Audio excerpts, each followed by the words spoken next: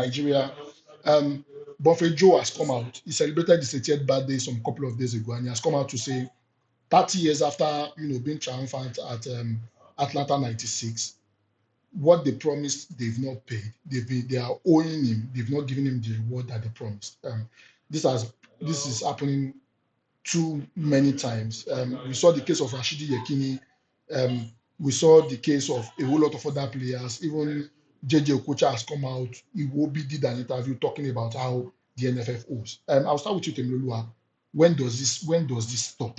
When is it going to stop? That we will not hear this kind of story. Even the Super Falcons, they won the tournament almost more than a year ago. They just gave them the document to the houses, the paper. They just gave them a signed document. We don't know whether they've given them and the money of recent. Why do we have that kind of culture of owing people? When we make promises, we don't keep to our promises. Why?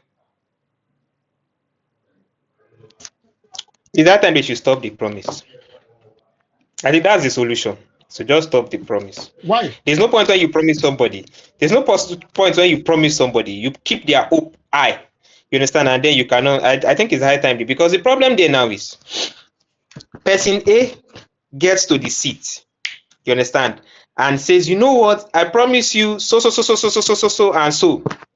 Person A leaves, person B enters. It will be difficult for person B to fulfill person A, because let's look at it from another lens. This is not official promise. It is like unofficial promise. I don't know if you are getting the angle I'm coming from. It's not. Let's not say it's an official promise. Let's say an unofficial promise, like an incentive kind of something.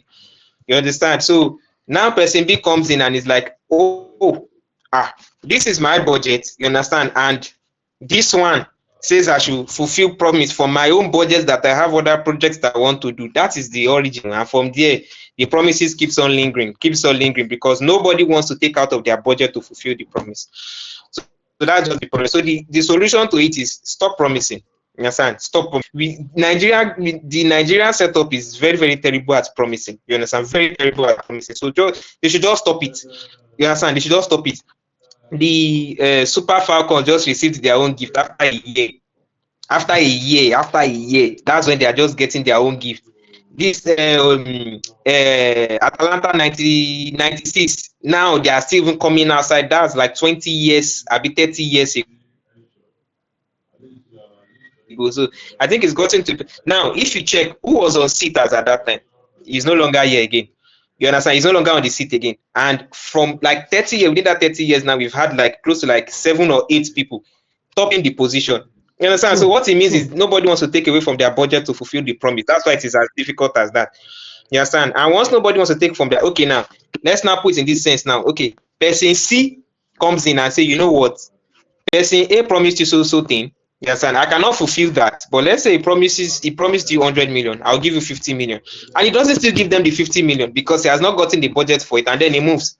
And then person E comes in and is like, you know what, this person, so this is just compiling of unnecessary things. These things are totally unnecessary. If you want to promise somebody, make sure that you've made the provision for it down already. Yes, and it is down already, like it is ready made, it is down already. If you are promising them house, you understand, the house has been built and furnished and prepared already. So after the turn, you know that before you promise somebody, you know what you want to do. Yes, and you know your capabilities. Yes, so if you want to promise somebody before that time, you would have made provisions about it. Now that's how promise work. Now, if somebody say next week I promise you so thing, he has between now and next week to work towards that thing. You understand? Then when it's time, he hands it over. But the way Nigeria set up is, they promise you next week, forget about it. Next year, you are still in the matter of trying to get, and it will turn to quarrel in the sense that you will be the one fighting them. You promised me, because what promise does is promise takes away strife. You understand? And gives hope. You understand? If you do not promise somebody at all, it's not an issue. You get, but the moment you promise somebody, the person has lost their resilience, you understand, to some certain things, and you've given them hope, so they are holding on to that hope. So failure to give them that they are promised, they've lost resilience already. You understand? So that's why most people crash after promises are not fulfilled. But this, I don't know. In fact, if God's a point, they should just stop promising. Don't promise. You understand? If you know there's no provision on ground, don't promise. You understand? Hold your promise. They've won the competition. Leave them. Even without your promise, they will do fine. You understand? So don't, if you know you will not fulfill the promise, don't even bother. You understand? It's very disheartening that in this 21st century, in this era of AI, you are hearing that governments are still owing some sporting officials, some sportsmen promises of over 30 years ago. No, this is, it's not done now. It's not done. So they should just don't promise again. Thank you. On behalf of them, safe, I'm telling you, don't promise again. If you know you don't make provisions, don't promise. Thank you. Okay, I mean, Collins, this has become too often. The government promises and they don't fulfill their promise. It's been over 30 years. Bonfrere Joe, after 30 years of delivering the Olympic for us, is yet to get what he has been promised. What I mean, what do you make of this? Of this debacle, of this disaster? Yeah, yeah. It's sad. You understand? Every time I feel like we keep talking about one promise, not Nigeria is not meeting, or one thing Nigeria is not doing, or one thing Nigeria Federation is not doing, and all these crimes that are being committed to the past players is not fair. Oh. You understand? It's not fair. It's not fair. You understand? I remember Taribo West, because Taribo West was part of that 96 squad that played that tournament. You understand? And Taribo West said something in 223 where still about this promise not being fulfilled. You get.